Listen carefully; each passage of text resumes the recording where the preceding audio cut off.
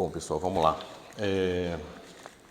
Então, na primeira aula, a gente discutiu bastante a questão dos conjuntos e a questão da distância, a questão da modelagem física, ou seja, como é que a gente escolhe o conjunto dos números que a gente vai usar para representar distâncias, baseado em como a gente modela o espaço. A gente faz perguntas fundamentais sobre o espaço, né? Se o espaço pode ser descrito, por exemplo, continuamente, isso implica na existência de uma régua de qualquer tamanho, ou seja, o espaço não pode ser fundamentalmente discreto sob essa hipótese. E, bom, se a gente tivesse essa régua primordial, então, naturalmente, a gente não precisaria de nada mais do que os números inteiros para descrever posições, já que todas as posições iam ser múltiplos dessa régua mínima, né? E aí a gente fez várias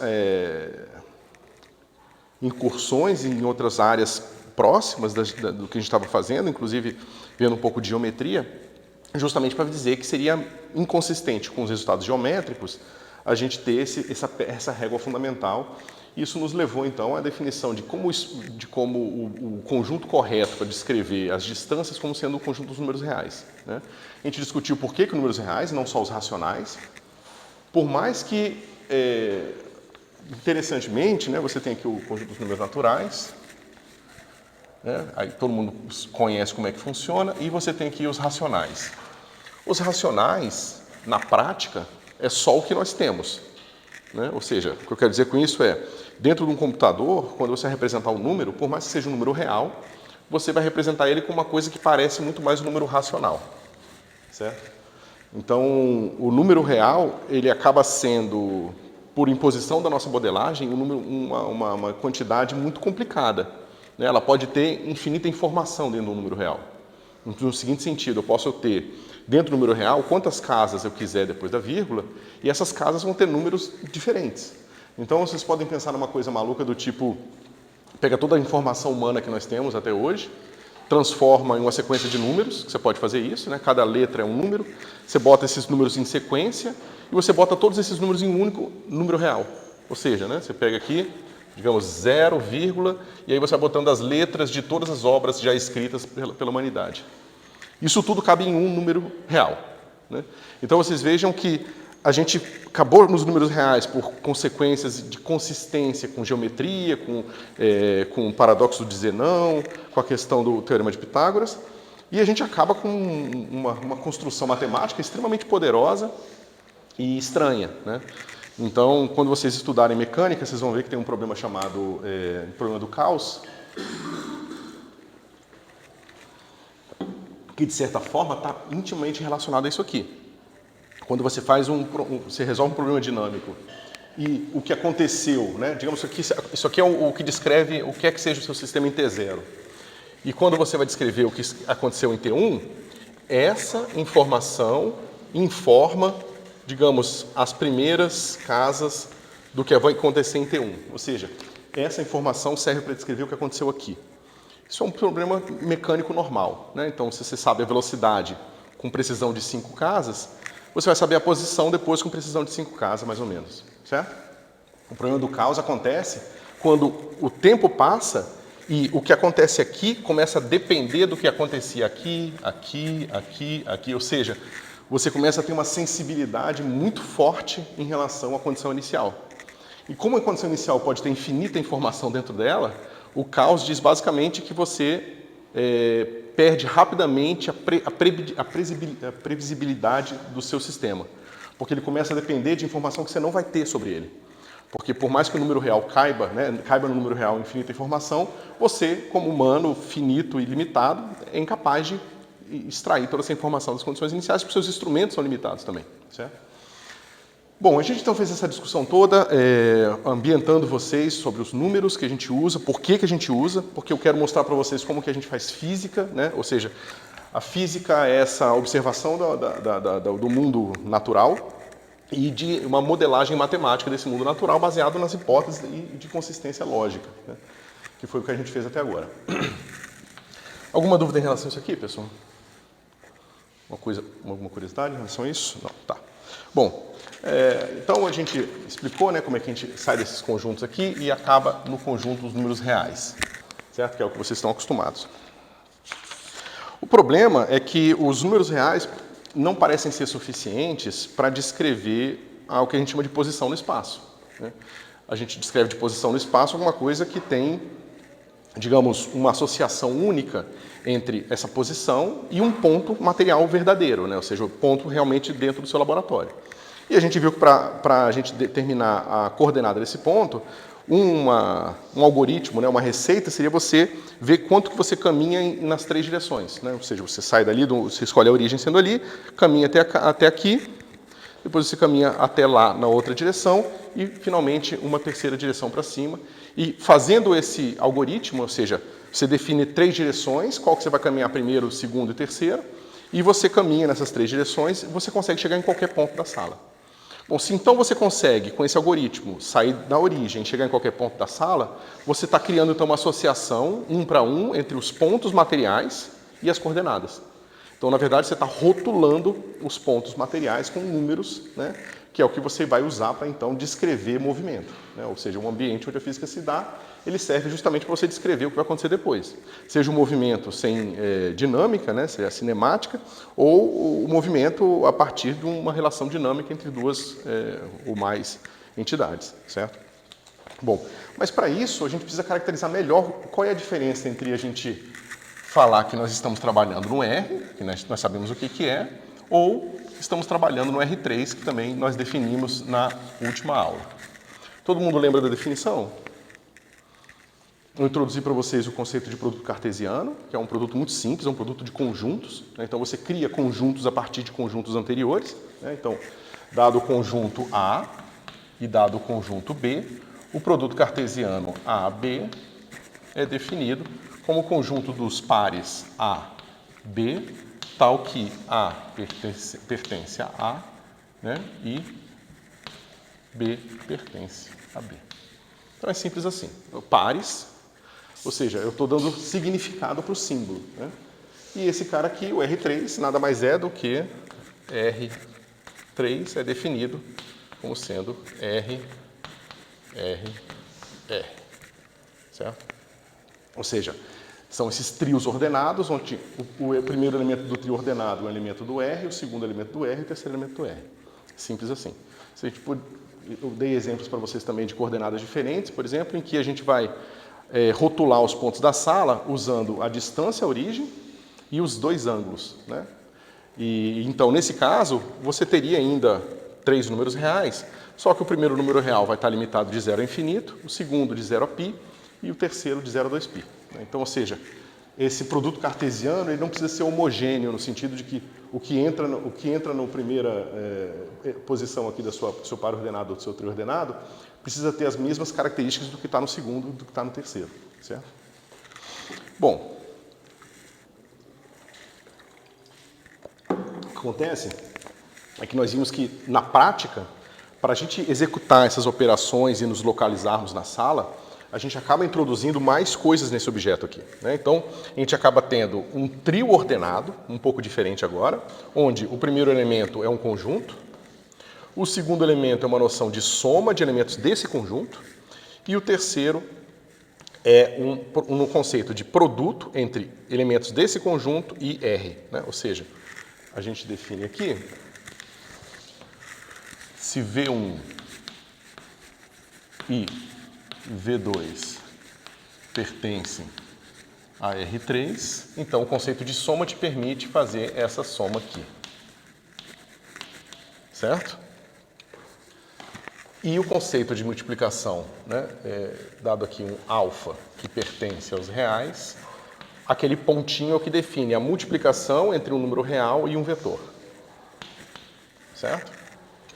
E a gente viu que, do ponto de vista de pares ordenados ou sequências ordenadas, essas somas aqui, multiplicações por escalares, elas se reduzem à soma de números reais e à multiplicação de números reais, que vocês estão acostumados. Ou seja, se a gente diz aqui que V1 seta vai ser igual a V11, V12, tá? E eu já boto uma notação aqui um pouco mais avançada para vocês começarem a se acostumar, ou seja, aqui isso aqui não é um expoente, tá? Isso é um rótulo. Isso é só para dizer que o vetor 1 componente 1, vetor 1 componente 2, certo? E você pode ter um segundo vetor, V2 aqui, que analogamente vai ter componentes dadas por V21 e V22, certo?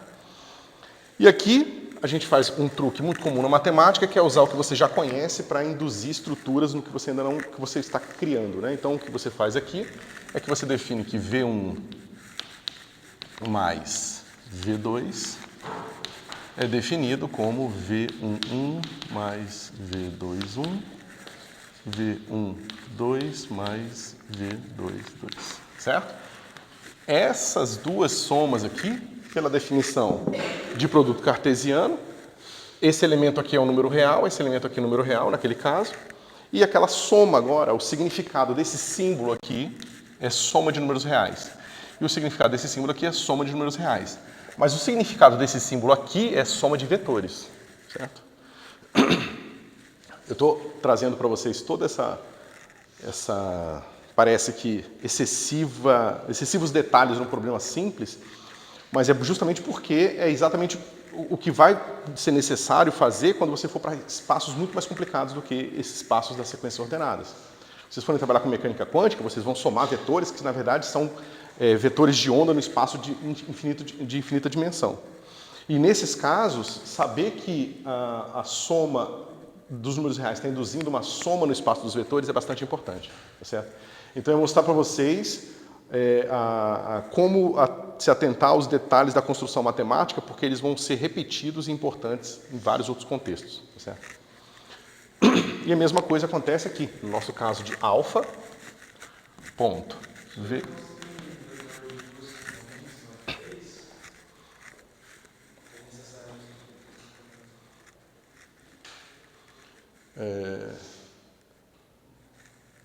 Qualquer vetor em R3 vai estar associado a um trio ordenado. Isso não significa que todos os elementos lá precisam ser diferentes de zero. Se é isso que você está perguntando. Mas, naturalmente... é porque eu estou fazendo errado, né? Você tem toda a razão, estou confundindo vocês. Eu estava pensando em R2, mas escrevi R3. Tá? Então, aqui é R2, tá? Isso que eu estava escrevendo não fazia nenhum sentido. Por isso que você fez sua pergunta. Tá? Não faz sentido eu vou falar dessa uma dupla ordenada para me representar vetores tridimensionais. Okay? Então, aqui, o produto de... Veja, esse aqui é um elemento de R e esse cara aqui é um elemento de R2. Certo? Então, esse produto aqui é um produto que, numa entrada dele, tem um elemento de um conjunto e na outra entrada um elemento de um outro conjunto. E o resultado é alfa V11 e alfa V12. Certo? Novamente, isso aqui é um produto que vocês conhecem. Pegar dois números reais e multiplicar. Esse produto vocês não conheciam, então isso aqui é uma definição. Certo? Então, veja. Eu sei fazer esse produto e, como eu sei fazer esse produto, eu induzo um produto que eu não sabia fazer. Okay? Ele vai ter todas as propriedades necessárias. Okay? Então, o que é isso aqui? Ou seja, o que é um R3, um mais e um ponto? Alguém sabe? O que é esse trio ordenado?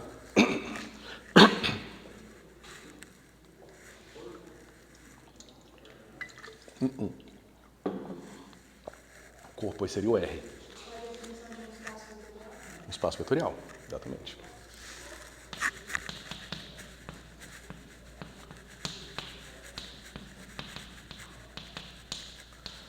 E aqui entra o tema das nossas primeiras aulas. O que o físico faz e o que o matemático faz. Então, o que nós fizemos aqui do ponto de vista da física? A gente observou o espaço, né? Encontrou relações de consistências, fez hipóteses e a partir daí a gente construiu os reais e essas sequências aqui, certo? O que o matemático faz?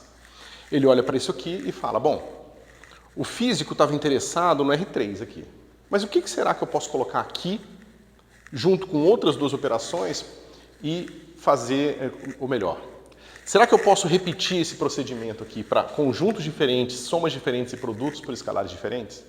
A resposta é sim.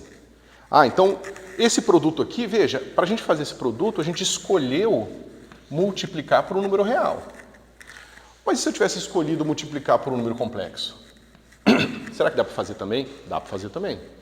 Será que muda a estrutura de espaço vetorial? Não, não muda a estrutura de espaço vetorial.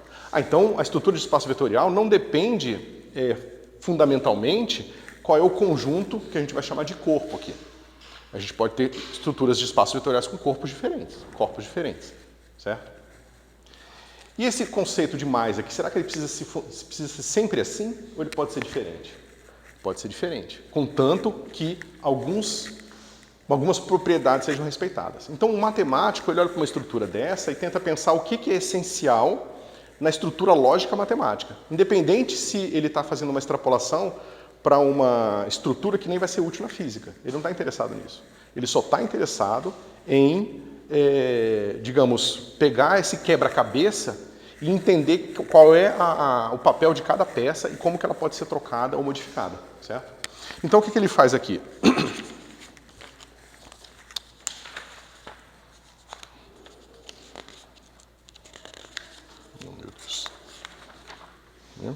Todo cartesiano.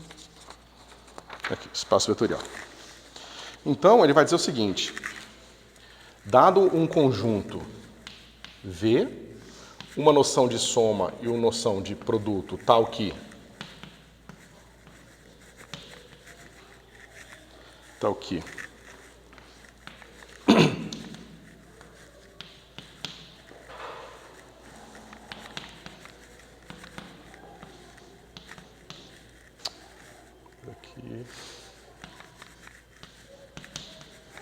né? Ou seja, aqui há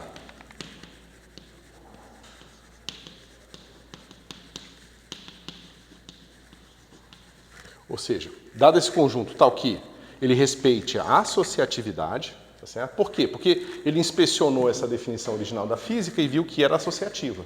Por que essa definição aqui é associativa? Porque a soma de números reais é associativa, certo? Ou seja, A mais B depois mais C é igual a A mais B mais C, certo? Ou seja, você pode somar números reais em qualquer ordem, não vai mudar o resultado. Essa associatividade aqui, ela se reflete na associatividade também da soma de vetores, justamente porque você induziu um outro aqui. Mas aí o matemático percebeu, bom, mas eu posso trocar o corpo, eu posso trocar o espaço, mas eu preciso manter a associatividade para isso ser caracterizado como um espaço vetorial. Então é o começo digamos, dessa maneira do matemático desmembrar a estrutura em pedaços menores, certo? O que mais que se encontra de importante?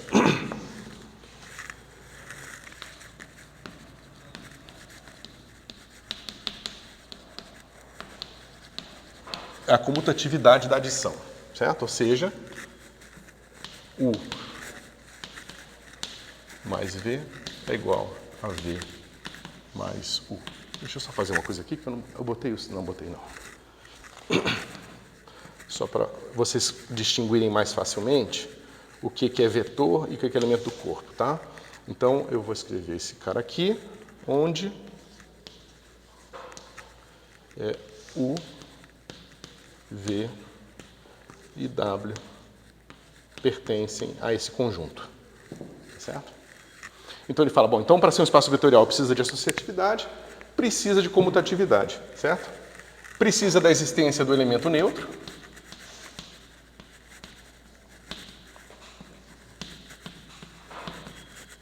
Ou seja, eu posso definir um vetor especial, eu vou botar um zerinho assim, ó, uma setinha em cima.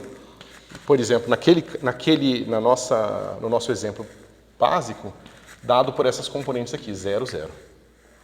A gente sabe que o elemento 0, ele é o neutro na adição de números reais, ou seja, se eu somo dois números reais e um deles é 0, significa que o resultado é o número real que eu tinha, né, além do 0. Então, a existência do elemento neutro na adição de números reais induz a existência do elemento neutro num espaço vetorial. Então, né, a segunda característica e a terceira característica. Então, novamente, foi encontrado que uma das coisas importantes no espaço vetorial é a existência do elemento neutro. Tá certo? E, vamos lá. O elemento oposto.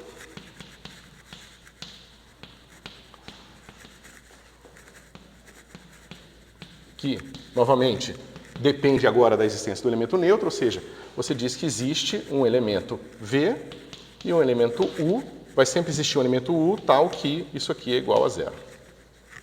Tá certo? Novamente, isso aqui vem de lá, da mesma coisa que números reais. Eu sempre, para todo número real, eu tenho um número que eu chamo de o negativo daquele número real, que é o número que eu adiciono àquele primeiro e encontro zero. Então, 5, tenho menos 5. 4,27, menos 4,27. E assim por diante. Então, a existência desse elemento oposto dos números reais induz um elemento oposto nos vetores, certo? Então, a gente está carregando toda essa estrutura que vocês passaram, né, o ensino fundamental, o ensino médio, automatizando na cabeça de vocês, a gente está transformando em uma estrutura multidimensional. Mas as intuições são as mesmas. Por que eu estou chamando tanta atenção de vocês disso? Porque isso vai ser muito estendido e modificado. Quando vocês forem para a mecânica quântica, esse cara aqui, como eu estou falando para vocês, não vai ser mais um R3, nem um R4, nem um R5. Na verdade, vai ser um R infinito. É um espaço vetorial com infinitas componentes. Em algumas situações, com infinitos contáveis, ou seja, tem a componente 1, 2, 3 até infinito, mas em algumas situações mais complicado ainda, que seria um espaço vetorial com um número infinito e contínuo de componentes, o que é mais estranho ainda. Então, se vocês conseguem memorizar e entender bem que essa estrutura de espaço vetorial, o que é importante nela são esses axiomas aqui, dessas propriedades que esse conjunto, junto com aquelas propriedades, com esses produtos aqui tem, vocês vão entender mais facilmente como que funciona o espaço vetorial da mecânica quântica, como funciona mais facilmente, como funciona uma variedade, né, que a gente vai falar um pouquinho rapidamente. E eu acho que vai ser mais fácil de vocês reencontrarem essas estruturas de novo, certo? Bom, elemento oposto, a gente tem a distributividade.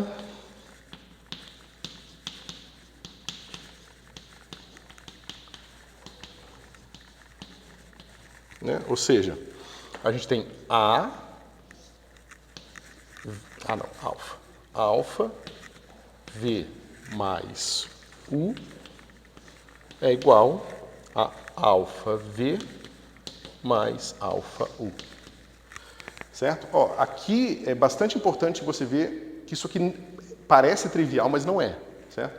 Você tem que usar aquelas definições ali. Você tem que usar essas igualdades com 3 barrinhas aqui para provar aquilo lá. Se você quiser realmente ver se a distributividade é uma propriedade desses espaços vetoriais. E aí o que você vai fazer? Você vai fazer primeiro a soma e depois a multiplicação. Mas o que vai acontecer se você fizer isso é que você vai encontrar dentro das componentes operações do tipo. Né? Se você multiplicar ali por alfa, vai ficar assim, alfa V1, 1 mais V2, 2. Mas agora com números reais. E você sabe que a distributividade funciona para os números reais. Então, esse cara aqui para números reais é igual a alfa V1, 1 mais alfa V2, 1. Certo? E é isso que induz a distributividade dos vetores. Tá? Novamente, carregando a estrutura de baixo para cima. Você pega a estrutura dos números reais e induz uma estrutura nos elementos do seu espaço vetorial. Né? E a existência da unidade, ou seja, o número 1 dos reais, ele também, em vez de um vetor V, é igual ao próprio vetor V. Certo? Novamente, induzido por aquilo lá. Então, veja, você pode esquecer os números reais por um instante e falar o seguinte: eu vou dizer que um espaço vetorial é qualquer coisa, qualquer tipo de construção matemática que eu possa fazer, que eu tenha um conjunto, uma soma e um produto. E acabou.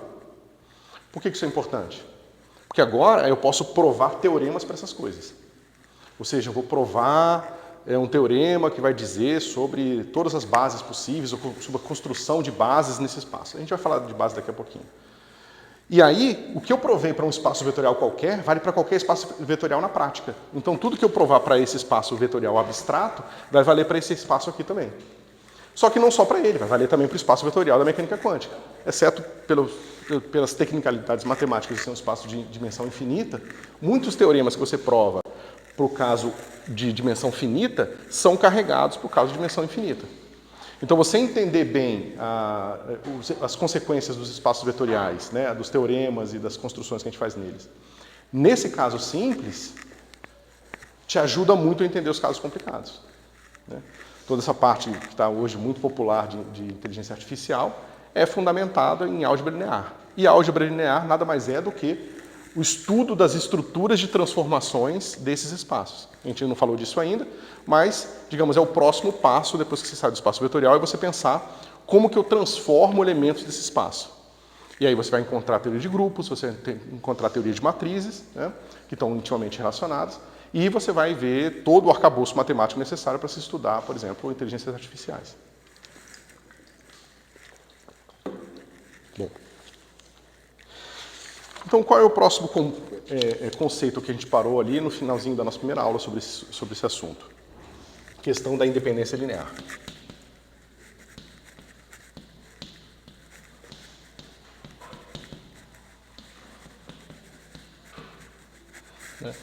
Uma das coisas que a gente queria fazer na primeira aula é distinguir o tamanho desses espaços, né? Porque, de certa forma, a gente tem esses espaços complicados, que são esses espaços R, né, os espaços de números reais, esses conjuntos. E esses conjuntos têm infinitos elementos, e quando você vai para o espaço tridimensional aqui, que a gente já estou usando o termo tridimensional, ele também é um espaço que tem infinitos elementos. Mas como é que eu distingo, então, um espaço unidimensional do espaço bidimensional? Certo? Então, novamente, a gente vai, né, nós vamos voltar, retornar para a nossa intuição física e encontrar ali essa resposta. Então, a gente define aqui combinação linear, é só o nome.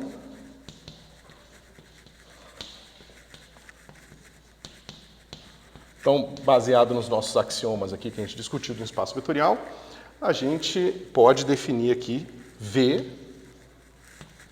como sendo uma combinação linear de alfa V1 mais beta V2, onde alfa e beta pertencem aos reais. Tá certo? Então, esse cara aqui é o nome que se dá, né, para essa combinação aqui, onde eu pego um coeficiente arbitrário, multiplico o primeiro vetor, pego um segundo coeficiente e multiplico o segundo vetor. Então, isso me dá uma combinação linear. A pergunta é, quando que isso aqui acontece? O que vocês acham? Ou seja, quando que uma combinação linear de dois vetores é igual a zero? Em que circunstâncias isso pode acontecer?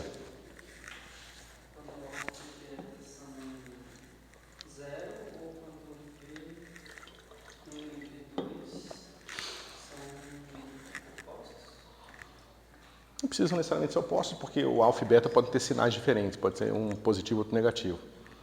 Mas o que eles precisam ser? Nesse caso super simples aqui, o que acontece quando isso aqui é igual a zero? A gente pode usar todas essas estruturas algébricas que a gente já conhece para esses vetores e pode fazer uma coisa simples. A gente pode dizer que V1 é igual a menos, né, beta sobre alfa V2. Certo? Aqui a gente já tinha cuidado de uma possibilidade que seria dizer que os dois são iguais a zero. Então vamos para a possibilidade onde eles são diferentes de zero. E nessa circunstância eu poderia simplesmente dizer isso aqui. Mas está dizendo para a gente que quando essa combinação linear é zero, isso significa que um dos vetores pode ser escrito em termos do outro. Certo? Bom, mas se isso é verdade, então esses vetores aqui, de certa forma, eles não são independentes. É aquilo que a gente estava falando lá na primeira aula. Se eu ando numa certa direção, que seria representado por um vetor, e lembra que a soma a gente pensou como andar na próxima direção, porque a gente viu que a adição de vetores correspondia à composição dos dois vetores com o vetor final, posição. Então a gente viu que se nós andássemos numa certa direção com um certo fator alfa, e depois andar numa segunda direção com o fator beta, a gente só volta para o ponto inicial, que é isso aqui dá zero, quando esses dois vetores eles estão na mesma direção. Então, se eu andar em qualquer outra direção que não seja a que eu fui, eu não consigo voltar para onde eu estava. Então, eu não consigo obter zero aqui. Certo? Então, esse aqui é o conceito de independência linear que a gente vai introduzir no momento. Ou seja, a gente vai dizer que quando essa combinação aqui é zero, somente se alfa e beta são zero, Isso implica na independência linear de alfa de V1 e V2. Certo? Ou seja, são linearmente dependentes. Tá? E por que isso aqui é importante?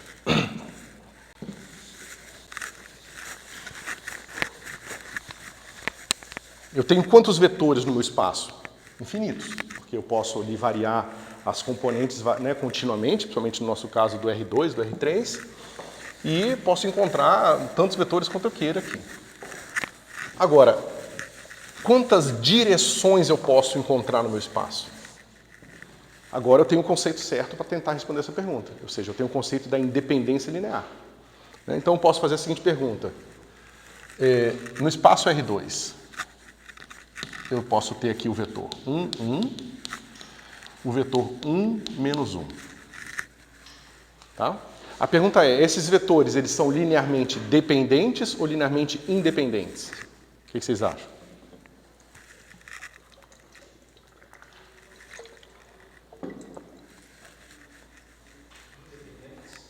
Independentes. E como é que você prova isso?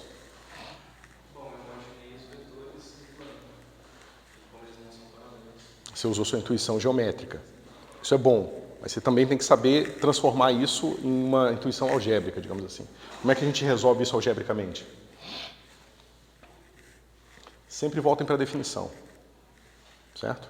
Então vamos lá, definição.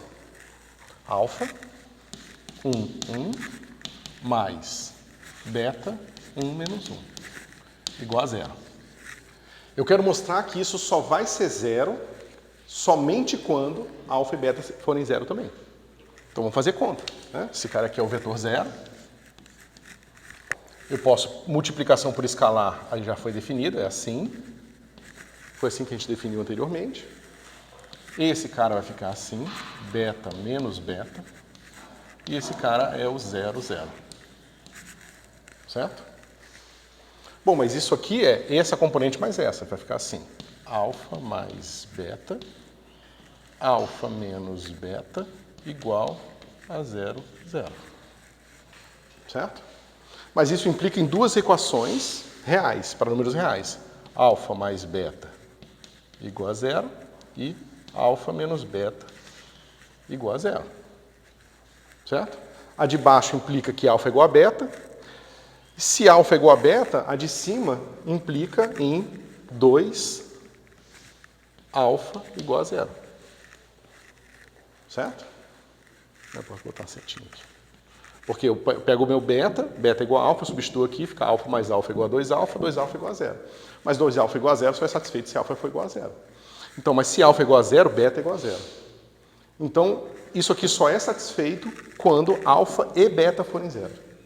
Então, essa é a intuição algébrica associada com a intuição geométrica que você tinha. Você viu que no gráfico que você faria aqui, um vetor está assim, que é o 1, 1, e o menos 1 está aqui. Se eu ando nessa direção aqui, ó, digamos que eu andei até aqui, que é multiplicar esse cara com um valor de alfa. Então, eu andei só até aqui. Agora, eu só tenho direito de andar nessa direção aqui. Então, eu posso andar nessa direção tanto que eu quiser, que eu não consigo voltar para cá, para a origem. Certo? Então, eu posso fazer o contrário. Eu posso andar primeiro para cá, em qualquer direção dessa linha, e parar em qualquer ponto aqui. Depois eu tento andar nessa direção aqui e eu nunca volto para cá. Então, eles são linearmente independentes. Certo? Bom, mas quantos elementos eu tenho nesse meu conjunto de vetores linearmente dependentes? Eu tenho 1, 2. Aí você fala, bom, então talvez 2 seja um número importante aqui. Vamos checar. E se eu fizer o seguinte?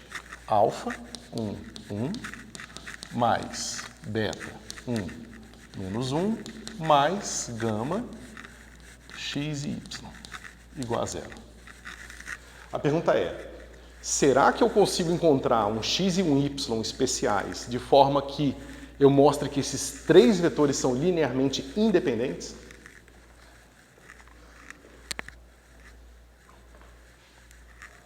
O que vocês acham?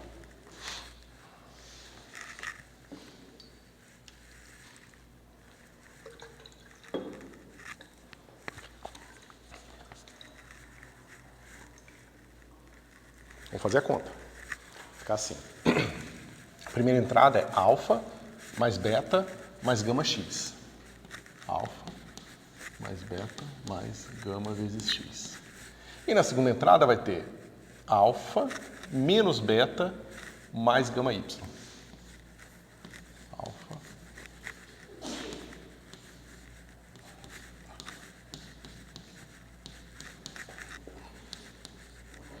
Aqui eu estou fazendo com a notação mais robusta para vocês lembrarem. Em geral, as pessoas botam só o zero mesmo, tá? Não ficam botando zero com setinha, não. Mas só para vocês marcarem na cabeça de vocês que isso é um vetor e não um número, eu acho importante colocar lá. Tá certo? Às vezes o aluno se confunde e não sabe por quê, mas na verdade é porque na cabeça dele ele não distinguiu vários símbolos diferentes que tem aparecendo na conta. Bom, e aí, pessoal? Isso aqui diz pra gente que alfa mais beta mais gama x igual a zero, mas também diz pra gente que alfa menos beta mais gama y igual a zero. Ok? E aí? O que isso diz pra gente?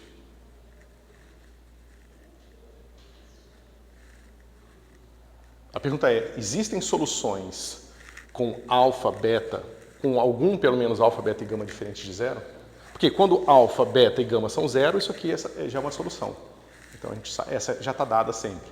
A pergunta é, existe alguma outra? Eu posso somar as duas coisas, fica assim, ó. 2 alfa mais gama x mais y igual a zero.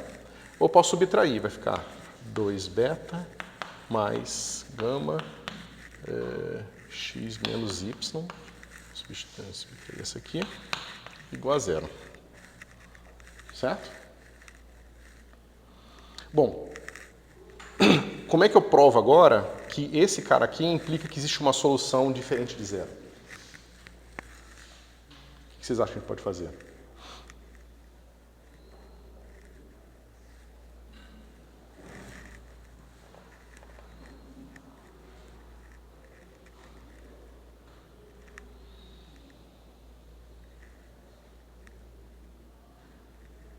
Nenhuma ideia? O que a gente quer fazer? Encontrar um vetor que seja linearmente independente. Para ele ser linearmente independente, a gente precisa que aquela combinação ali seja zero somente se alfa e beta forem iguais a zero. Alfa, beta e gama forem iguais a zero, certo? Bom, mas se eu quero provar que alfa e beta tem que ser igual a zero, então eu tenho que mostrar que esses dois caras aqui tem que ser igual a zero. Se eu quero provar que eles são linearmente independentes, eu tenho que provar que a única solução é aquela onde alfa e beta são iguais a zero. Mas para isso ser verdade, eu preciso que esses dois caras sejam iguais a zero simultaneamente. Certo? Ou seja, se eu quero provar que alfa e beta são iguais a zero, eu digo que x mais y é igual a zero e x menos y é igual a zero. Mas isso aqui só tem solução quando x é igual a zero e y é igual a zero. É o mesmo caso anterior ali. Mas se esses dois caras aqui são iguais a zero, significa que esse vetor aqui não existe. Né? Ou seja, a minha definição de independência linear, ela naturalmente não pode incluir o vetor nulo. Porque o vetor nulo ele é linearmente independente de todos os outros. Okay? Então, removendo da definição um vetor nulo, então eu mostro que não existe um terceiro. Porque para que alfa e beta sejam zero, eu preciso que esses dois caras aqui sejam zero também. Tá certo? Então não existe um terceiro vetor aqui. Isso mostra pra gente que, pelo menos nesse exemplo simples, existe um conjunto máximo de vetores linearmente independentes. Ou seja, quantas direções linearmente independentes existem no nosso espaço. Então, no caso do R2, a gente mostra que duas. Tá certo? O que é não trivial, e vocês vão encontrar em livros de álgebra linear, é o seguinte. A gente partiu desses dois elementos aqui e mostrou que não existe um terceiro. Mas será que não poderia haver uma situação estranha onde você parte de outros dois vetores, em vez de encontrar dois linearmente independentes, você encontraria 3 ou 5? Né? A resposta é não. Se você encontra uma base com dois elementos, você vai sempre encontrar somente dois vetores linearmente independentes. Tá certo? Então isso nos serve para definir o conceito de dimensão. Deixa eu pegar aqui.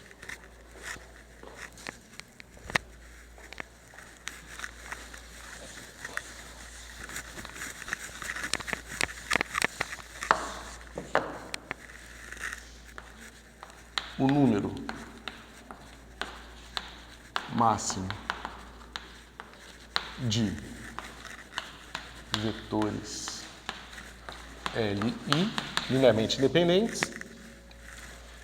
é a dimensão do espaço.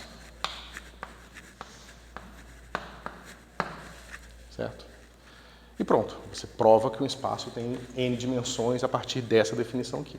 Então, quando vocês forem trabalhar no espaço, novamente lá em, sei lá, eletromagnetismo, mecânica quântica, vocês forem trabalhar em física matemática, vocês forem estudar o espaço das soluções de uma equação diferencial, vocês vão descobrir que vão existir espaços, por exemplo, de dimensão infinita.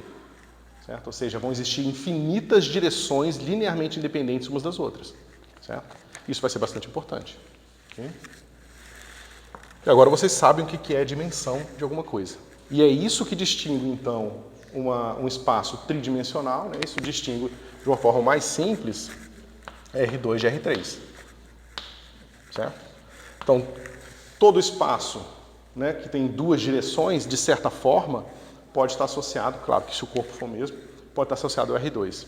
E todos os espaços que têm 3 dimensões vai estar associado ao R3. Certo? Esses dois aqui seriam, digamos, os espaços vetoriais canônicos, né, aos quais você sempre pode associar um espaço vetorial arbitrário a ele. De forma que você sempre pode associar um espaço vetorial arbitrário a ele. Certo? Pessoal, vocês já tinham visto alguma coisa disso aqui? Nem antes, nem aqui na universidade. Tá. Isso é a fundação de tudo que vocês vão ver na física, tá?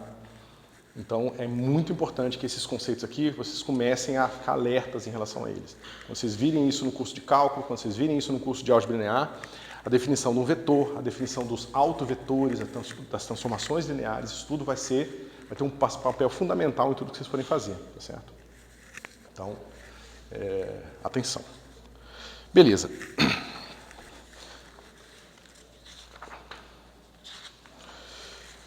O próximo conceito que eu vou falar aqui para vocês, eu vou começar a discutir a questão das funções, das derivadas, das integrais, porque eu acho que também é uma coisa muito importante para vocês entenderem como que a gente faz isso do ponto de vista da física e o que o matemático faz em cima disso. Eu escolhi o conjunto que define as posições e os espaços vetoriais como, digamos, primeira representação do que a gente vai fazer isso dentro da física, e eu escolhi agora falar das funções de continuidade para mostrar mais como que o matemático estende esses conceitos, tá certo? Mais que a gente já esteja vendo as duas coisas agora simultaneamente. Como eu vou mudar um pouco de assunto, vocês querem perguntar alguma coisa sobre isso aqui antes de eu mudar? Ainda estamos na mesma arena ali, mas um pouco diferente.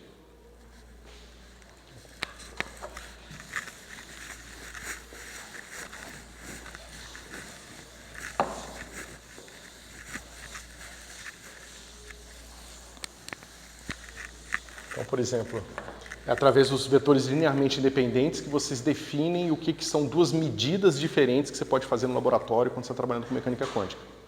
São dois estados físicos independentes que vão ser representados por dois vetores linearmente independentes.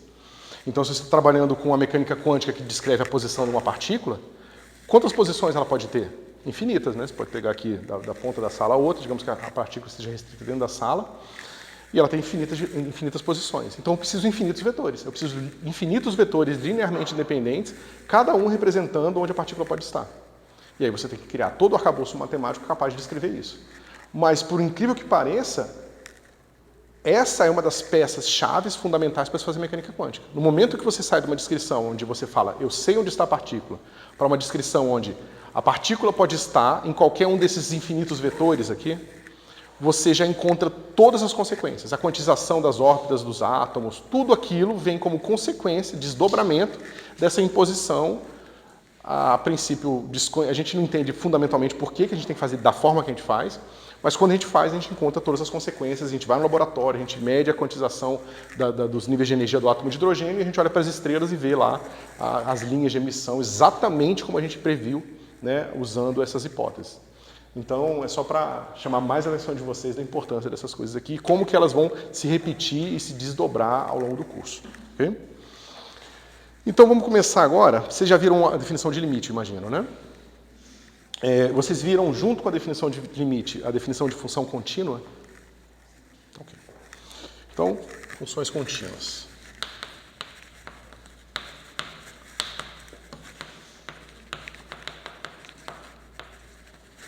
que vocês entendem por uma função contínua?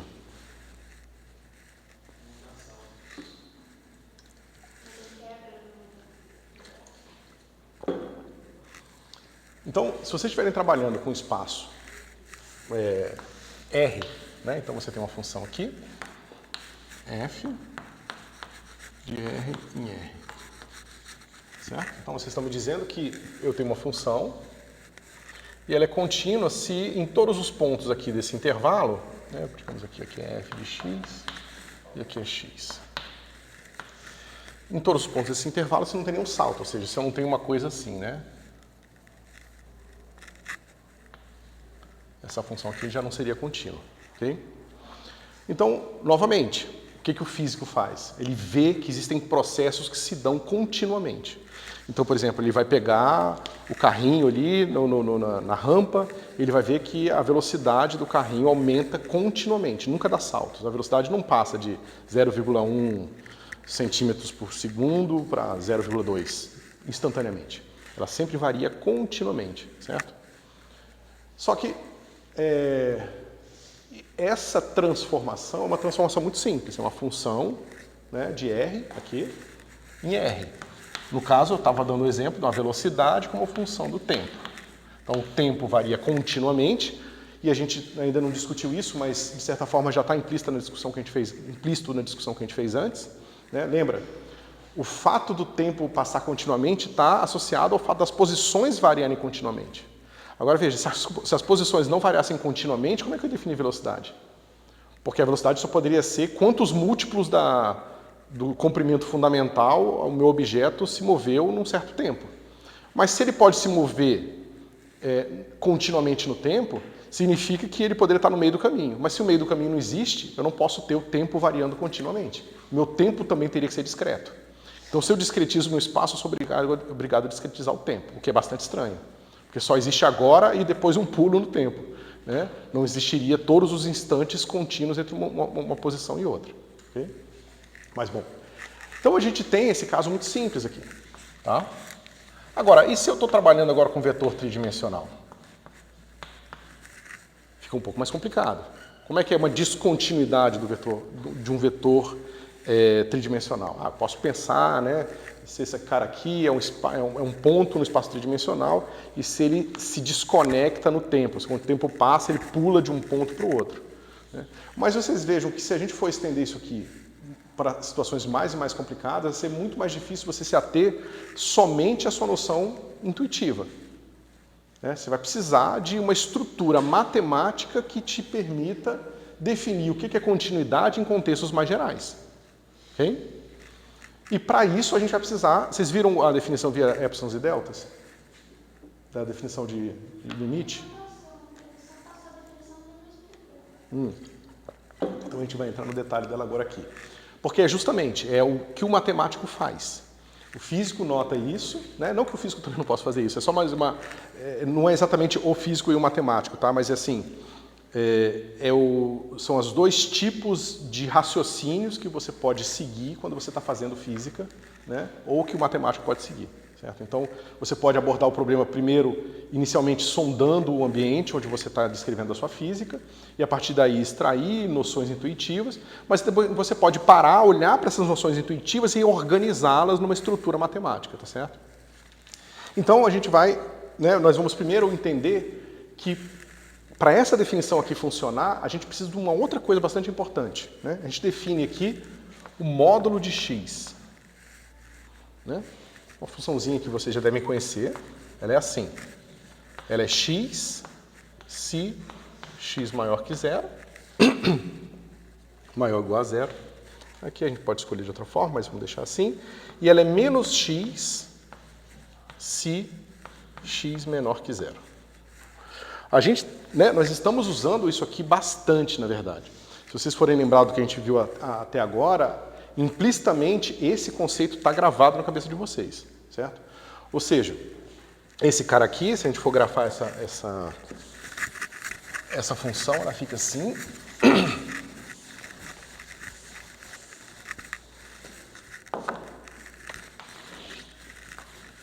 Digamos que o zero seja aqui, ela é assim, ó. Todo mundo consegue ver isso? Né? Então aqui ela é menos x, ela tem inclinação menos 1 e aqui é inclinação 1.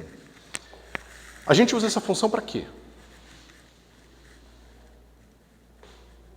Lembra, eu falei, né? A gente sai daqui, vai até ali, e eu conto quantos passos eu dei quando eu saí daqui e fui até ali.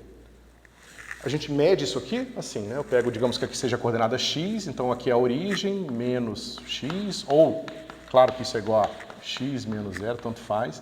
Esse cara me dá módulo de x. Isso aqui mediu o número de vezes que eu encontrei aqui a minha régua, né, daquele ponto àquele ponto lá. Não existe menos 5 centímetros, no sentido de que eu não vou encontrar uma régua com menos 5 centímetros de comprimento. A distância vai sempre ser um número positivo, certo? Então, como é que eu transformo as coordenadas em um número que equivale a alguma coisa no meu instrumento de medida? A partir do módulo, certo? O módulo ele é um exemplo mais simples possível, bastante simples, de um conceito maior que seria a métrica. Métrica é basicamente o que o nome diz, é um conjunto de réguas de réguas que você usa para medir coisas no seu espaço, certo? Vocês podem ver também que o módulo ele pode ser escrito assim, ó. Eu posso definir módulo de x como sendo raiz de x ao quadrado. Certo? Eu pego um número, elevo ao quadrado e encontro a raiz positiva daquele número. Então, se é menos 5, vai dar 5, e assim por diante. Então, o mesmo efeito do módulo, certo? Por que esse cara aqui é importante? Por que escrever dessa forma aqui é bom para a nossa intuição? Porque eu sei calcular a distância em uma das coordenadas usando isso aqui. Mas e se eu uso duas coordenadas? A distância fica como? Vocês sabem, a distância vai ficar raiz de x ao quadrado mais y ao quadrado. Certo? Então, o módulo só é a coisa simples que a gente está pensando porque ele é unidimensional. Em 2 dimensões, ele é assim. Em 3 dimensões, né, com mais uma componente aqui dentro somada, e assim por diante. Então, isso dá uma métrica para o nosso espaço. Né? O que vocês vão ver quando nós discutirmos relatividade geral é que esse conceito aqui, ele não é fixo. A gente achava até então que a geometria do nosso espaço, a geometria euclidiana, era fundamental. Foi criada, o universo ele é assim, ponto final, e a gente não sabia bem porquê e não poderia questionar isso, né? Pelo menos no arcabouço matemático que a gente tinha na época. O que o Einstein faz quando ele introduz a relatividade geral, ele fala, não, a métrica é consequência daquilo que está presente no espaço. E aí ele dá uma equação extremamente complicada que te diz, se você tem um computador aqui, uma cadeira ali, vocês aí, então a métrica vai ser assim. Então, a métrica do espaço, aquilo que mede distância, depende da distribuição de matéria e energia no ambiente onde você está tratando o problema. Certo? E por que eu estou falando isso? Porque nós vamos usar a métrica fundamentalmente para construir o nosso conceito de continuidade. Tá certo? A questão é, a definição de épsilons e deltas, ela é dependente dessa introdução de uma métrica de partida. O que vai fazer dela menos poderosa se a gente pudesse, em comparação a uma outra que nós poderíamos fazer sem a introdução de uma métrica. Certo? E o que os matemáticos fazem, eventualmente, ao longo dos últimos séculos, é encontrar uma maneira de definir função contínua que não envolva esse conceito dessa métrica aqui. Envolva uma coisa um pouco atrás, um pouco mais fundamental. O que abre espaço justamente, por exemplo, para a relatividade geral. Certo? Mas a gente vai chegar lá. Bom, então vamos ver a definição.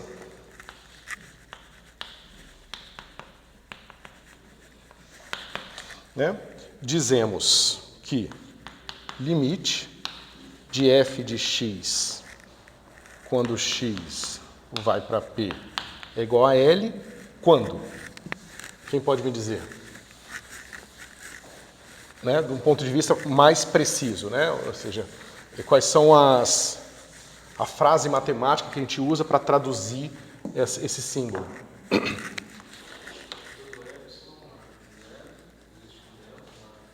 Então, para todo epsilon maior que 0, existe um delta maior que 0, tal que... Pessoal, quem não viu ainda, quem não está acostumado, para todo. Tá? É só uma maneira curta de escrever para todo. Os matemáticos poderiam ignorar aquilo e escrever para todos toda vez, que não faria diferença nenhuma, tá certo? Existe, tá certo? E aí o resto da frase fica, né, simples de ser interpretado. Então, existe esse cara tal que 0 menor que x menos p, delta, implica f de x menos L menor que epsilon. Deixa eu ver qual epsilon estão usando. Epsilon. E aí, como é que a gente lê essa estrutura aqui? Porque isso é bastante contraintuitivo, né? Porque foi construído assim pela necessidade dos matemáticos de extrair aquilo ali da maneira mais precisa suficiente, da maneira mais fácil de você estender para outras situações. Mas claramente já foge da nossa intuição. Ou não, né? A da minha fugia quando eu aprendi isso pela primeira vez. O que vocês entendem dessa definição?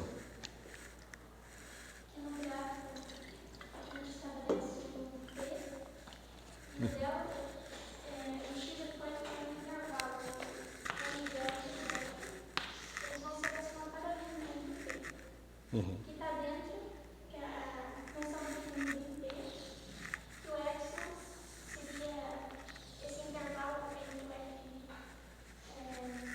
de x vai também esse intervalo de f de P menos epsilon e mais epsilon.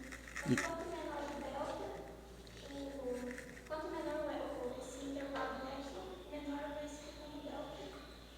Então, é uma função sem contínua. E o que isso diz para você sobre a modelagem física do problema? Se você quisesse traduzir isso em uma questão de uma medida ou da variação de alguma coisa no tempo ou no espaço. Não é pegadinha, só para entender o quanto você consegue traduzir o que você descreveu, que foi legal, em termos práticos.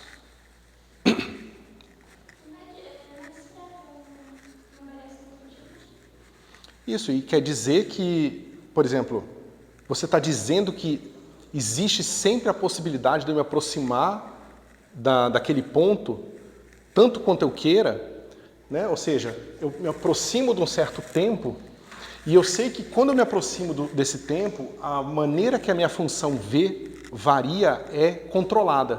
Ou seja, eu estou dizendo o seguinte, o tempo está passando, mas a minha função não está fazendo uma loucura. Ah, não, ela está fazendo uma loucura, mas aí eu diminuo mais o intervalo. Aí ela vai ficando mais bem comportada. Mas quanto mais eu for diminuindo esse intervalo, mais simples ela vai ficando, até uma hora que ela vai ficar simplesmente contínua. Certo? Então, na verdade, você está fazendo uma hipótese sobre o que está acontecendo fundamentalmente num sistema onde você não vê. Né? Ou seja, você está dizendo que... Por que eu estou dizendo isso? Quando a gente faz a física, a gente vê o objeto se movendo continuamente. Mas a gente não vê ele se movendo em todos os intervalos de tempo. Existe um cronômetro máximo, né? um intervalo mínimo de tempo que a gente consiga medir 2 fotos do seu sistema. Né? E, então significa que eu tenho que fazer alguma hipótese sobre o que está acontecendo no tempo que eu não vejo. Um intervalo de tempo muito menor do que eu vejo, pode ser que a velocidade esteja maluca, pode ser que a velocidade esteja saltando discretamente.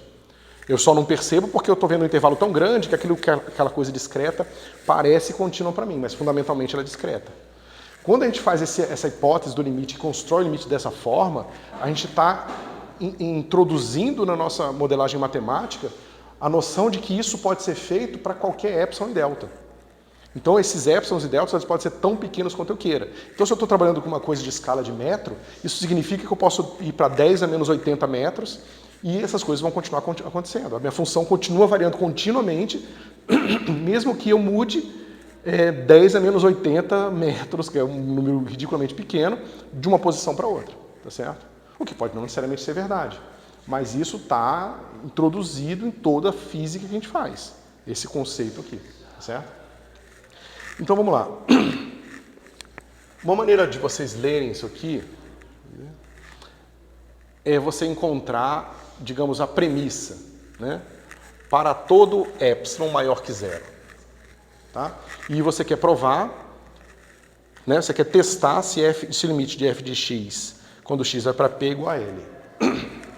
Então você traça, você pega aqui o seu P, por exemplo, né? Você pega aqui o valor da função e você vai encontrar aqui o quê? L, L mais epsilon e L menos epsilon. Certo? E você vai procurar aqui esse intervalo. Ok? Você pode chamar esse cara aqui de x1 e esse cara aqui de x2. Ok? Você tem duas distâncias aqui, né? Aqui é o ponto P. Você tem a distância que vai ser P menos x2, tá? E você tem a distância P menos x1. Qual é a distância que eu tenho que escolher para eu encontrar um delta que satisfaça essa condição aqui?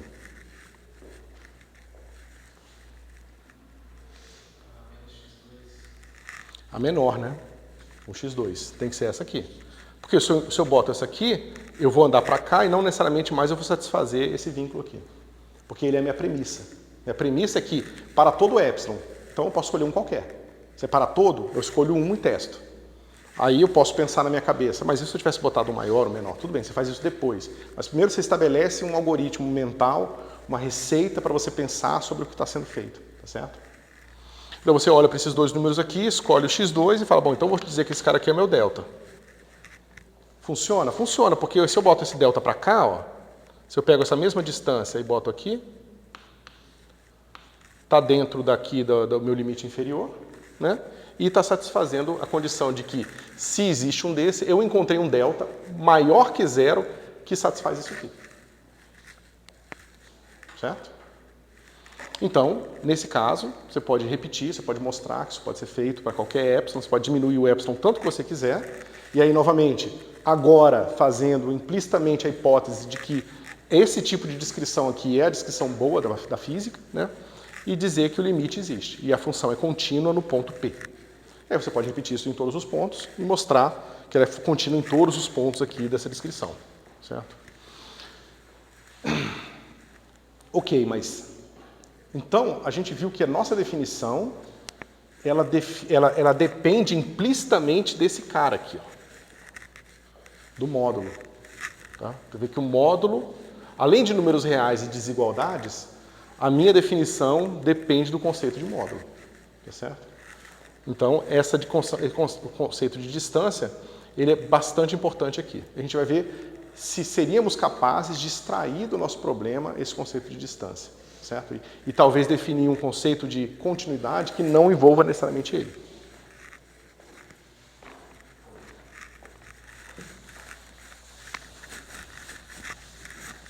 Isso está familiar para todo mundo ou está muito abstrato? Esse tipo de raciocínio que a gente está fazendo aqui.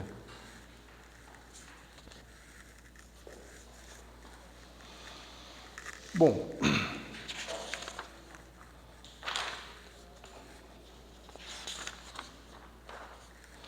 Então vamos lá. Do ponto de vista dos conjuntos, a gente começa assim.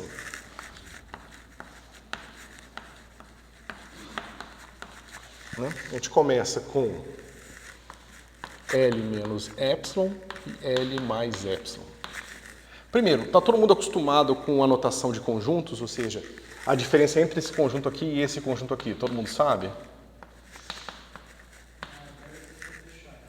E o que significa isso?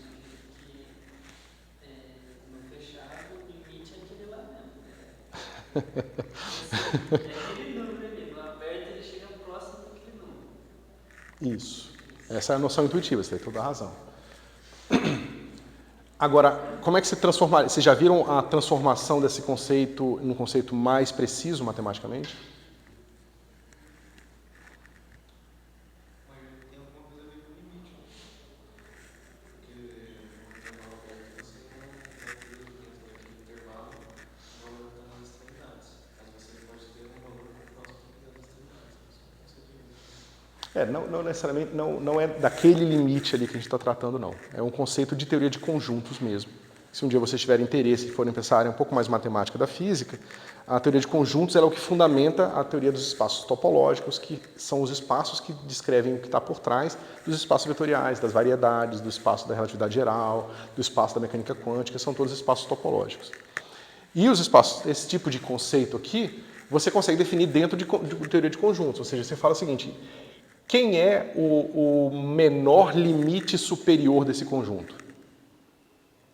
O menor limite superior, ou seja, eu pego esse cara aqui, se eu botar o número L mais Epsilon mais 1, ele é um limite, ou seja, ele é um limite superior no sentido de que todos os elementos do conjunto, né, eu pego aqui, A é menor que esse número, para todo A pertencente a L menos Epsilon e L mais Epsilon, verdade, ou seja, esse cara aqui é o limite superior para esse conjunto, no sentido de que todos os elementos do conjunto são menores do que esse número. Agora, e o menor limite superior? Ele existe aqui, o menor limite superior? Existe. Ele é exatamente L mais Epsilon.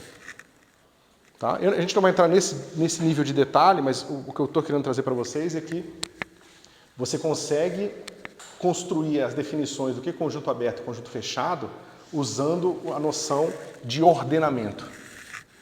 Então, o fato dos números reais ser um conjunto ordenável é digamos, é parte da estrutura que nos permite fazer várias outras definições importantes. Então, quando vocês forem estudar espaços topológicos, se vocês forem fazer isso um dia, vocês vão ver que parte importante dos conjuntos, característica importante dos conjuntos que vocês vão usar é o fato deles serem ou não ordenáveis. Então, o fato de que você pode dizer que uma coisa vem depois e antes da outra é bastante importante para a construção da matemática. E, novamente, pessoal, tem aquele debate fundamental se a matemática ela foi descoberta ou se ela é inventada, né? Nesse debate eu fico mais do ponto de vista, eu costumo concordar mais com quem argumenta que ela foi descoberta, porque essas estruturas que a gente está construindo aqui, por mais abstratas que sejam, elas partem de coisas que a gente viu na natureza. A gente viu que a posição é ordenável. A gente sabe que a gente pode organizar o que vem à minha esquerda e o que vem à minha direita. Certo? E o fato de a gente poder organizar coisas assim na natureza, né, nos permite construir, nos leva a construir estruturas matemáticas que têm a mesma propriedade. E que acaba sendo fundamental para a construção de várias teorias. Tá certo? Várias mesmo. Praticamente tudo que se faz. Okay? Então, assim, para o que nós estamos fazendo agora, vale essa noção intuitiva de que esse cara aqui não inclui a borda e esse cara inclui a borda. Tá certo? Como sendo, né, o menor limite superior e o maior limite inferior. Okay? Bom. Isso. Se você está com... Como que você define ele contido ou não no seu conjunto? Né? É claro que aquele conjunto nesse contexto tem que ser definido como um subconjunto de um conjunto maior, e aí você introduz esses dois conceitos. Mas...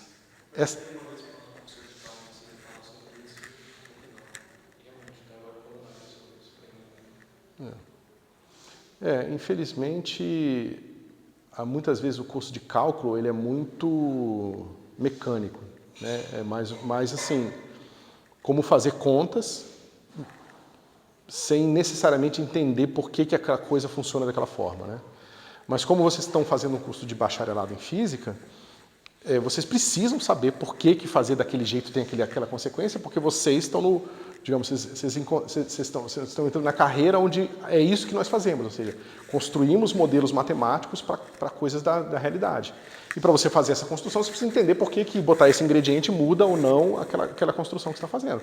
Por mais que você possa terminar o curso de bacharelado e trabalhar mercado de ações, é a mesma coisa, vai criar um modelo matemático para suas ações, né, para a variação dos índices, e você vai supor que aquilo ali é contínuo, é discreto, você vai supor qual é o espaço topológico que descreve as possíveis medidas que você vai fazer no seu sistema, ou seja, você vai fazer toda essa construção. Claro que não necessariamente nesse nível de profundidade matemática, mas às vezes até vai, né, depende de quão avançado é o seu modelo. Certo?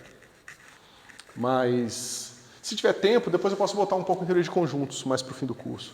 Mas eu acho que agora ia ser uma coisa muito pesada, muito abstrata, né? Vocês viram alguma coisa de lógica? Ou no ensino médio, ou aqui na faculdade? Na universidade? Alguma coisa ou inclusivo, ou exclusivo, esse tipo de coisa? Não? É bastante importante também, porque basicamente tudo que vocês estão fazendo. Então, e, de certa forma, é um erro que a gente comete, a gente, no caso, os instituições de ensino, é que várias coisas nós não ensinamos explicitamente. A gente ensina implicitamente. Então, a gente, digamos, o conceito de lógica, ele fica implícito em tudo que a gente faz. A gente fica fazendo e refazendo aquilo, até que você, digamos, absorva aquele conceito. Mas se você, por exemplo, pegar a diferença entre um nadador profissional e um nadador não profissional, é que justamente ele vai ter medidas ali de como que o braço dele entra na água, ele vai ver, não, então eu preciso girar o ângulo da minha mão, eu preciso usar uma roupa assim, porque ele vai entender por que aquilo que ele está fazendo funciona ou não funciona. Enquanto a pessoa que nada normalmente, ela intuitivamente ela percebe ali que quando ela faz assim, assado com a mão, ela nada mais rápido ou mais devagar. Mas fica uma coisa implícita. Ela não sabe que é porque o ângulo dá uma turbulência na água, aquela turbulência ajuda, sei lá, alguma coisa do tipo. Ela não entende isso. Então, as instituições de ensino, às vezes, deixam muito no implícito o que deveria ser explícito. Né? Ou seja, você faz conta desse jeito porque você parte dessa estrutura lógica, e a estrutura lógica é axiomática, você tem esses axiomas, e desses axiomas a gente segue a lógica para chegar nas conclusões possíveis, certo? Ou seja, nos teoremas. Então, se vocês tiverem interesse, depois eu posso passar um livro para vocês que eu gosto muito, que é o livro de topologia, que é isso que a gente está discutindo um pouco aqui. E o primeiro capítulo dele, ele pode ser lido por qualquer pessoa que esteja começando um curso de física, é um livro bastante didático, eu gosto dele. E ele fala bastante de lógica matemática, teoria de conjuntos, aí define todas essas características importantes dos conjuntos que você pode usar depois ao longo do curso de física. Bom, então, nós estávamos aqui definindo esse conjunto, ok? E esse conjunto aqui, ele está definido dessa forma, justamente porque eu tenho epsilon maior que zero e tenho esse cara aqui menor, tá certo? Como não é menor ou igual, isso aqui mudaria bastante o cálculo, tá? Então a gente tem essa definição do epsilon e essa implicação nesse conjunto aqui, tá certo? Ou seja, a minha função f, ela tem que pertencer aqui a esse conjunto. E aí eu procuro o valor de f que pertence a esse conjunto, ou seja, eu venho aqui, e foi isso que eu fiz quando eu grafei aqui, né? Eu peguei os valores de f, né, e encontrei x1 e x2, certo? E aí eu defini que o meu delta, como sendo, nesse caso especificamente, o mínimo de x1 menos p, x2 menos p. Certo? E isso me deu esse conjunto aqui, ó, que também é um conjunto aberto. Certo? Então, de certa forma, eu estou tendo que o pedaço do meu domínio associado a esse pedaço da minha imagem, que a gente chama de pré-imagem, desse conjunto aberto é um conjunto aberto. E por incrível que pareça, a gente consegue reescrever praticamente tudo que a gente tem dos números reais num espaço topológico e definir o conceito de continuidade como essas funções onde pré-imagens de conjuntos abertos são conjuntos abertos. A gente vai chegar lá. Ok? Bom. Vamos ver um exemplo onde isso não funciona. Para a gente entender qual é o problema da função descontínua quando você olha do ponto de vista desses conjuntos aqui. Certo? Esse cara aqui. Então vamos lá. Como apareceu aqui nas minhas notas, se vocês tiverem curiosidade, as notas que estão online, as figuras são feitas em Python. Então, se vocês olharem lá acima da figura, tem um botãozinho escrito Code. Se você clicar lá, ele vai abrir a célula e vai mostrar o código em Python que eu usei para gerar aquela figura. Então, se vocês quiserem aprender a gerar figura usando Python, vocês já podem usar dentro das notas essas partes de código que explica como faz as coisas. Eu tento deixar comentado também, então às vezes o código, se alguém não estiver entendendo alguma coisa, às vezes no comentário tem a explicação, mas vocês podem sempre me perguntar também, ou botar um comentário lá nas notas, ok? Ok, então vamos pegar uma função descontínua aqui. Okay? Então tem uma função, até aqui uma linha reta, e daqui para cá ela é uma parábola. Okay? Vamos dizer que essa função está definida em todos os pontos. Então eu tive que dizer que ela está definida aqui e aqui ela está não definida, certo? Ou seja, isso está dizendo para a gente que f de x é assim, ela é definida por partes, ela vai ser x para x menor que 1, por isso que tem uma bolinha aberta aqui, e ela é 2x quadrado para x maior ou igual a 1. Okay? Então a minha função está definida no meu domínio, né, de forma precisa. Ela aqui vai em 2 e aqui ela está em 1. Okay? Como é que eu posso testar o limite dessa função aqui? Digamos que eu quero ver se o limite dessa função, eu quero fazer a seguinte pergunta.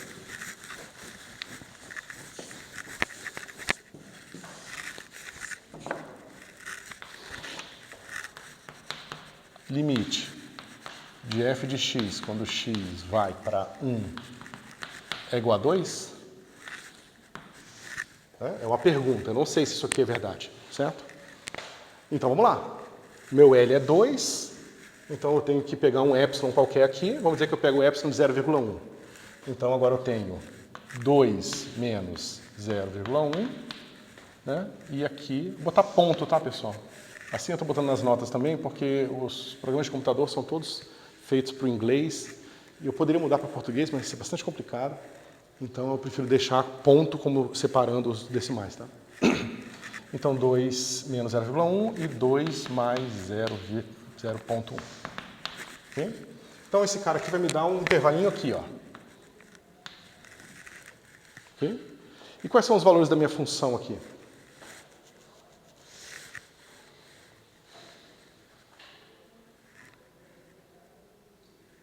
O que vocês acham? Nesse intervalo. Acima vai ser o valor próximo do 2, acima do 2, e abaixo vai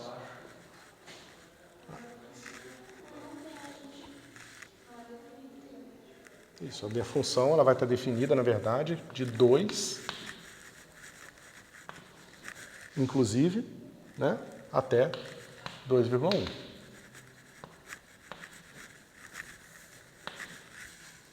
Certo? Bom, então eu posso fazer esse negócio aqui. E o outro, a única opção que eu teria seria botar uma coisa aqui, ó. Mas aqui é justamente o meu P, né? Aqui é o meu x igual a 1.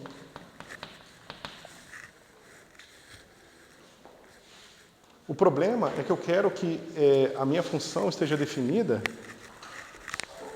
para todo esse delta aqui, ó. O meu delta para cima, ele funciona, porque eu posso andar para cá. Eu posso andar para a direita e eu vou encontrar valores que estão dentro desse conjunto aqui, ó.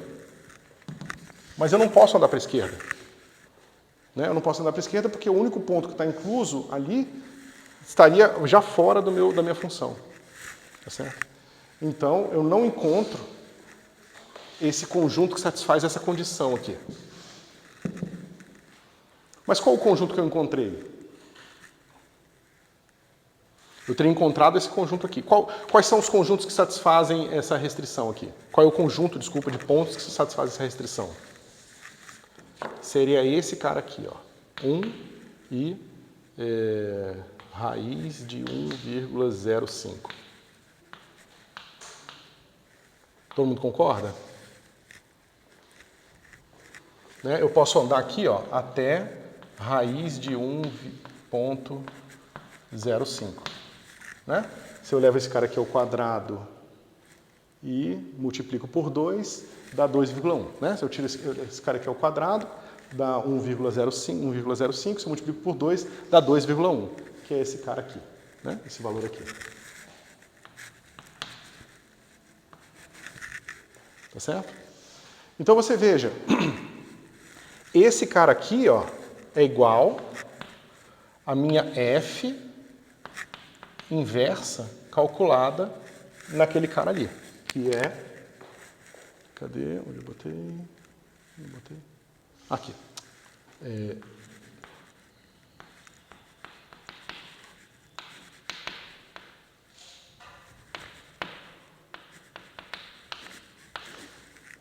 Então eu pego qual é o conjunto que leva a esses pontos aqui. Certo? Então eu vou definir aqui, para a imagem,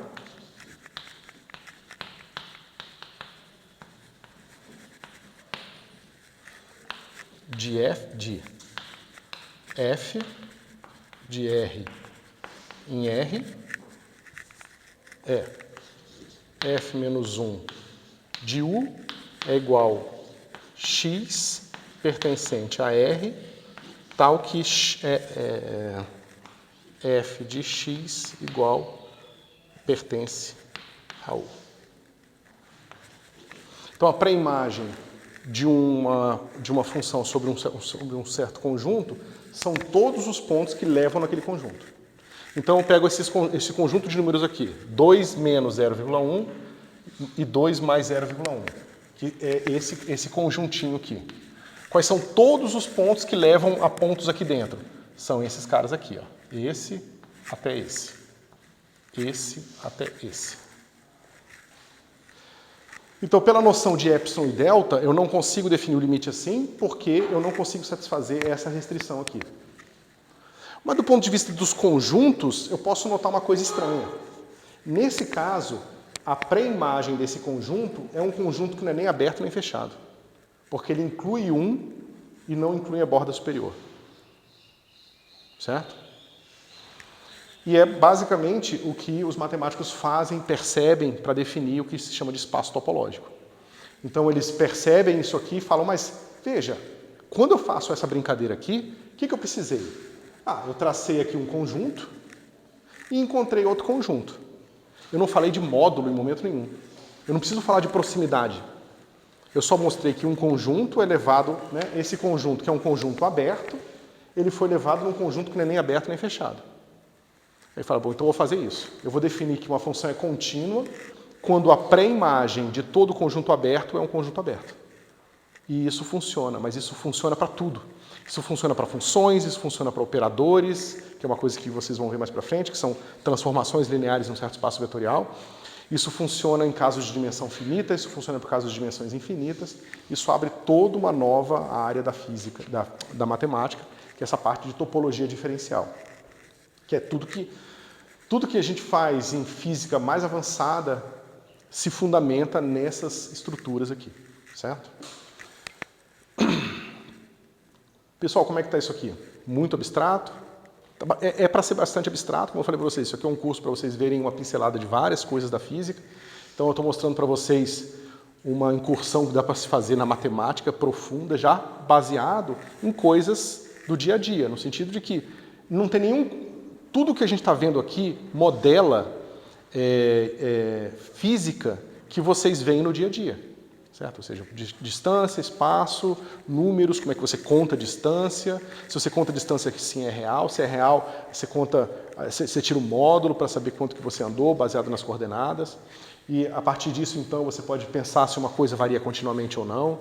Então, se eu tenho aqui a temperatura na sala, a temperatura varia continuamente. Eu não espero que a temperatura varie de 35 para 80 graus instantaneamente quando eu ando numa direção particular do espaço. Certo? E aí esses conceitos todos, eles já têm uma riqueza enorme de estrutura matemática e que, de certa forma, tem um aspecto positivo da dificuldade disso aqui, é que se você entende bem essa parte, você não vai ter grandes dificuldades em entender mais nada.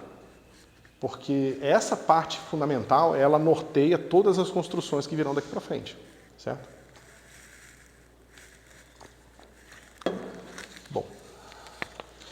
Bom, pessoal, deixa eu ver se tem mais algum assunto. Não? Mas é isso. Então, por hoje é o que eu tinha. Vocês têm alguma dúvida, alguma coisa que vocês queiram perguntar sobre essa parte aqui ou sobre o que a gente discutiu nas últimas aulas? A gente tem ainda 10 minutinhos, 5 minutos.